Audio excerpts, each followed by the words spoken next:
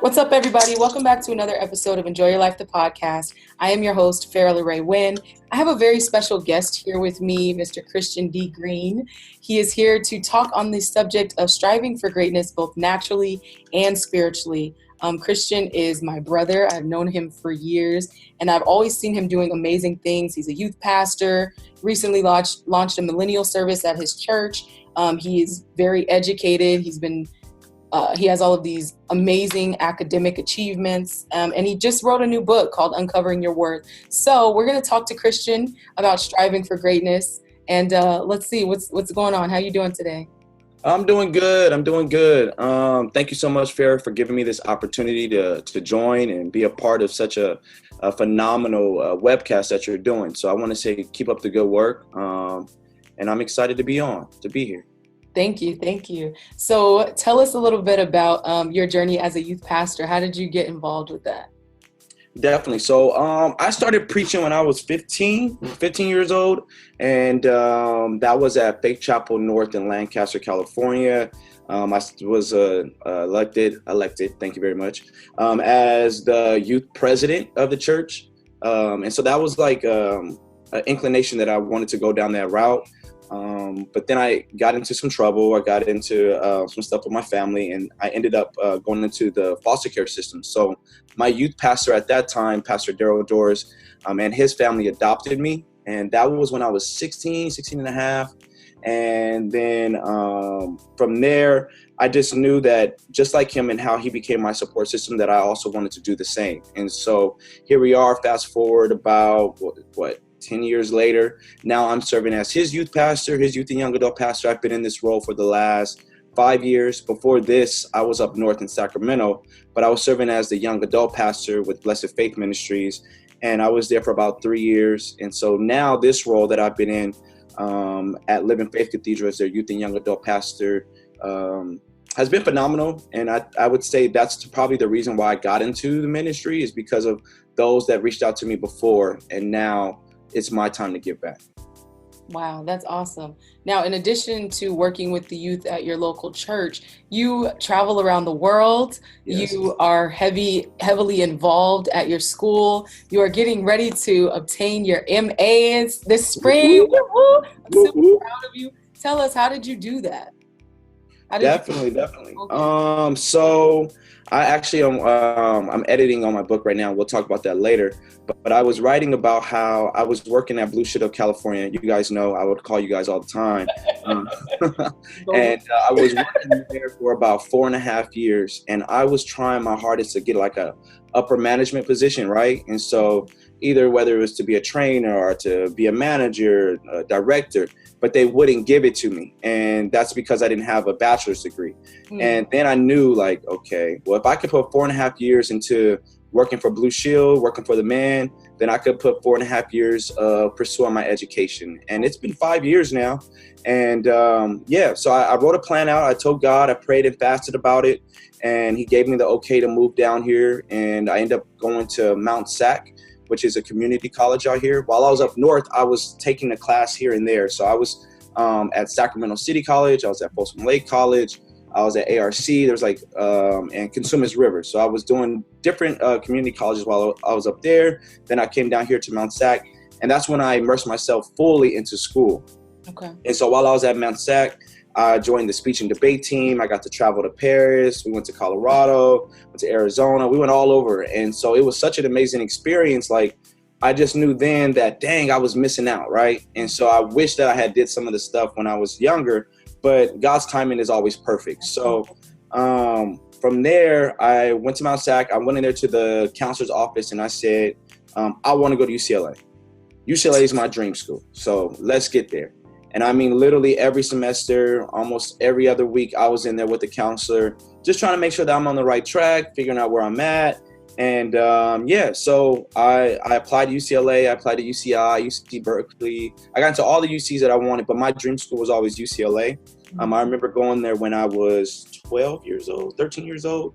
And I knew then, I was like, okay, I got to come here. This is so dope. You know, coming from Lancaster, California, where it's nothing but desert. The dry bones. And so I said, got to get out and do something. And so I transferred to UCLA. I got that email, and it was like one of the best experiences of my life. And so from there, I transferred to UCLA in 2014, went there from 2014 to 2016. I got fully immersed on campus. I joined a pre-law fraternity. I joined the Black Girl in Transfer Success. I served as a financial advisor on that one. I got into ASU, which is our African Student Union. I was on the mock trial team while all doing this, while also being a youth pastor. And so I did that for about a couple years, and then I got my bachelor's in sociology and a minor in African American studies. And then my endeavor was to go to law school, but how the testing worked, it didn't work in my favor. So I thought I killed the LSAT. So the LSAT is like this logical reasoning test that you have to take for law school. Mm-hmm. So I took the test. I left there feeling like, oh yeah, I did good. And I got that score. I got that score back, and I cried.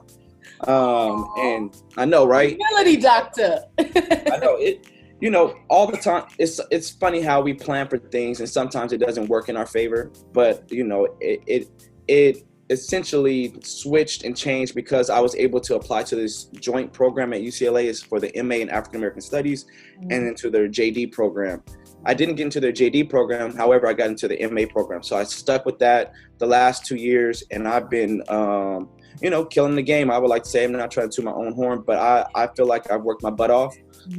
From an early age, and I've been through a lot in my life, and now it's like all coming together. And God told me earlier this year that this would be a year of action, a year of doing, and I mean literally everything that I've been sowing, now I'm reaping the harvest. Wow. So I'll get my master's in 5 more weeks, June 15th.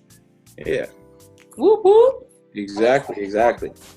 Now let's talk a little bit about your book. It's titled Uncovering Your Worth. Yes. What can we find in this book, and what inspired you to write it?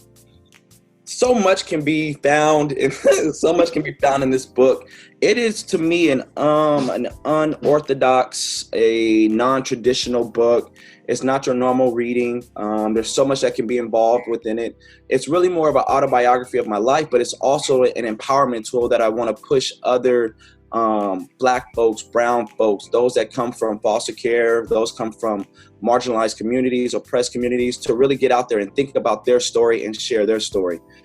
In school, there's this narrative about just, and I'm not trying to involve my critical race lens right now, but the normative rhetoric or language or curriculum that's been taught to us has been come from a white perspective. And so while I was in class, while I'm in school doing all this research and studying about Black studies, I realized that I too have a story. I too have value under all the experiences that I've been through. And with Black folks, we don't appreciate the value of our stories and the experiences that we've been through. And so God placed this on my heart about a year ago. And so I've been thinking about how I want to do it, how I want it to flow. And now it finally happened. So at the beginning of this year, I started working on everything. I went vegan. I was like, you know what, I'm going to start fresh. This is my year. I'm going to do it. And so even like becoming vegan and trying something different, I could tell the difference in what I was thinking, how I was feeling, how my body was operating. And the Lord just started dropping ideas, dropping themes and segments that I wanted to tie into the book. And so, yeah, it's been a good process. Right now, we're still editing it. I talk about my journey from when I was born in the jail cell at 2 days old, how my grandmother came and picked me up, and I was raised by her until she passed away when I was 15. Then it's basically the journey of my life. And it's really, I feel like my story is unheard of. And so this book is an opportunity for me to speak to the masses, to speak to the people that have come from foster care. So mine is dealing with legal custody. A lot of people don't know about legal custody and how it's a form of foster care. And so I never knew my parents. I never knew my mom, my dad. And, sometimes I felt like there was a void.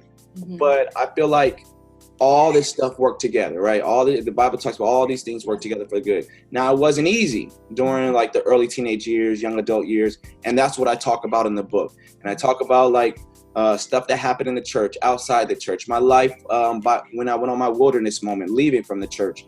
And it's a lot. And I incorporate educational tools. I got something going on at the end of each chapter to make the reader think about their life, how to write down like stuff that they've experienced. So by the time that they finish reading this book, they'll be able to write a book themselves. Wow. Yeah. Yo, that's dope. I absolutely love that. Now, when is your book set to release and where can we find it? It's set to release the end of May. Look, right now we're looking at May 31st. I'll be shooting out different email blasts on Amazon and stuff like that. But right now you can really we're doing direct sales to myself. So on my Facebook, you can go to Christian D. Green, or Instagram, Uncovering Your Work. Perfect. Well, thank you so much for joining us today, Christian, on this podcast. Make sure that you keep a lookout for Uncovering Your Worth. Follow him on Instagram, connect with him on Facebook so that you will be one of the first to hear as soon as it drops. I'm definitely going to be, I'm always stalking you. So I'm going to know when it's out. Love you. This is awesome. Thank you, Christian. I love you too, and I'm super proud of you. Thank you to the listeners for tuning in. I hope that you were inspired in some way by this podcast to uncover your own worth and not allow life's obstacles and different things that you go through to stop you from being all that God has called you to be. So exactly. Strive for greatness. Absolutely. Remember that I love you and God loves you so much more. I'll catch you in the next podcast. God bless.